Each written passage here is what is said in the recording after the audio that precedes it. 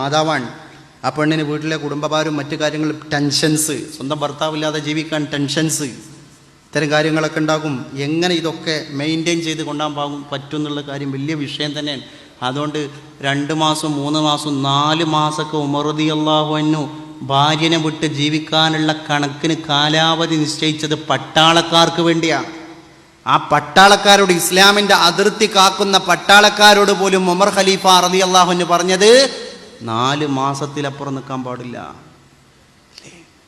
വെറുതെയാണോ S N Jameel പാട്ട് എഴുതിയത്? അബുദാബിയിലുള്ളോരെഴുത്തു പെട്ടി അന്ന് തുറന്നപ്പോൾ കത്തു കിട്ടി, എൻ പ്രിയേ നീ നിന്റെ ഹൃദയം പൊട്ടി, എഴുതിയ കത്തു ഞാൻ കണ്ടു ഞെട്ടി.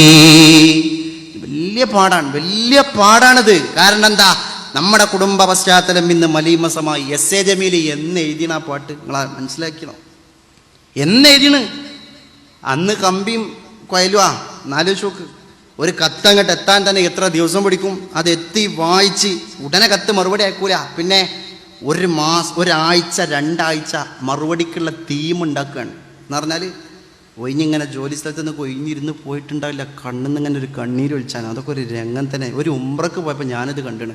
ഒരു പെരുന്നാൾക്കൊന്ന് കൂടി നമ്മളെ മലയാളീസിൻ്റെ റൂമിൽ പോയിരുന്നപ്പോൾ ഒരു സുഹൃത്ത് സ്വന്തം തലക്കണിൻ്റെ ചോട്ടിന്ന് ഭാര്യയും കുട്ടി അടങ്ങുന്ന ഒരു ഫോട്ടോ എടുത്തിട്ട് നെഞ്ഞത്ത് വെച്ചിട്ട് കണ്ണീരൊലിപ്പിക്കുന്ന രംഗം അല്ലേ?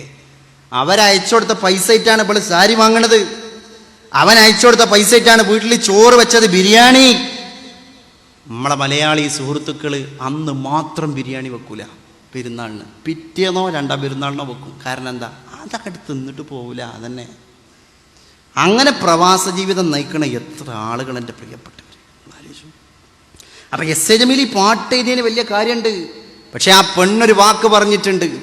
മലക്കല്ല പെണ്ണെന്നത് വല്ലാത്തൊരു വാക്കാണ്, മനസ്സിൽ വടിവെച്ചൊരിരട്ട കുഴൽ തോക്കാണ്, മാനാഭിമാനമുള്ള പുരുഷന്റെ നേർക്കാണ്, മറുപടി പറയാനായി കഴിയുന്നതുമാർക്കാണ്, തരിച്ചു പോകും ഉള്ളം വിറച്ചു പോകും. അത് വലിയൊരു വാക്കാണ്. നമ്മൾ പാഠം പഠിക്കണം. ഞാൻ ഇനി തലനാരിയെ കീറിയിട്ട് ചർച്ച ചെയ്യുന്നില്ല. അത്യാവശ്യം ബോധമുള്ള ആളുകൾക്കൊക്കെ അതിൻ്റെ മാന, അതിൻ്റെ അപ്പുറം മനസ്സിലായിട്ടുണ്ടാവും അല്ലേ? അത് പ്രവാസ ജീവിതം നമ്മുടെ നാട്ടിൽ സമ്മാനിച്ച ഏറ്റവും വലിയൊരു കാര്യമാണ്. പിന്നെ അദ്ദേഹം ഒന്നും കൂടി വ്യക്താക്കാൻ വേണ്ടി പറഞ്ഞു, എന്ത്? പെണ്ണിന്റെ ആവശ്യം അറിയാത്തൊരു ഭർത്താവ് പൊണ്ണൻ, അവനാണ് അവളുടെ തെറ്റിന്റെ കർത്താവ്, അവസരമാണാവശ്യത്തിന്റെ മാതാവ്, അതിനിടം കൊടുക്കുന്നവൻ വിഡ്ഢികളുടെ നേതാവ്. അല്ലാഹ്, അതിലപ്പുറമൊക്കെ ഇനി പറയാൻ കഴിയും അല്ലേ? എന്താ പറയുക, ഞാൻ മലപ്പുറത്ത് പറയണത് പ്രവാസ ജീവിതം അവസാനിപ്പിക്കാനല്ല. ഈ മലപ്പുറത്ത് ഈ മദ്രസ്, ഈ പള്ളി വേണ്ട, 1000കണക്കിന് മതസ്ഥാപനങ്ങൾ ആ പ്രവാസിയുടെ ചോരയാണ്. പക്ഷെ ആ പ്രവാസിക്ക് വേണ്ടി എസ് എ ജമീൽ രചിച്ച ആ പാട്ട് ഞാനിവിടെ പാടിയത് എന്തിൻ്റെ പേരിലാണ്? പാവപ്പെട്ട നമ്മുടെ പ്രവാസിയെടുത്ത് ചൂഷണം ചെയ്ത് ആ പാവപ്പെട്ട പ്രവാസിയുടെ കുടുംബം പോലും അവതാളത്തിലാകുന്ന മൊബൈൽ ബന്ധങ്ങൾ നമ്മുടെ നാട്ടിലുണ്ടാകുമ്പോൾ പാവപ്പെട്ടവൻ കഷ്ടപ്പെട്ട് അധ്വാനിക്കുന്നതിൻ്റെ റിസൾട്ട് നമ്മൾ പഠിക്കണം, നമ്മൾ മനസ്സിലാക്കണം. ഞാൻ അതിനു വേണ്ടി പറഞ്ഞതാണ്. അവരുടെ ഒരു ഇന്നസെൻസ്, നിരപരാധിത്വം നമ്മൾ അന്വേഷിക്കണം. എൻ്റെ പ്രിയപ്പെട്ടവർ, എത്ര കഷ്ടപ്പാടാണ് ഗൾഫ് ജീവിതം. എന്നിട്ട് നമ്മുടെ പ്രിയപ്പെട്ട സഹോദരിമാരെ വേലി ചാടിച്ച് കൊണ്ടുപോകുന്ന പ്രക്രിയക്ക് മാഫിയകൾ അടക്കം പ്രവർത്തിച്ചുകൊണ്ടിരിക്കുന്നുണ്ട് നമ്മുടെ നാട്ടിൽ നിന്നാണ്. പാവപ്പെട്ട പെങ്ങളെ, നിനക്കുമുണ്ട് പരലോകം, നമുക്കുമുണ്ട് പരലോകം.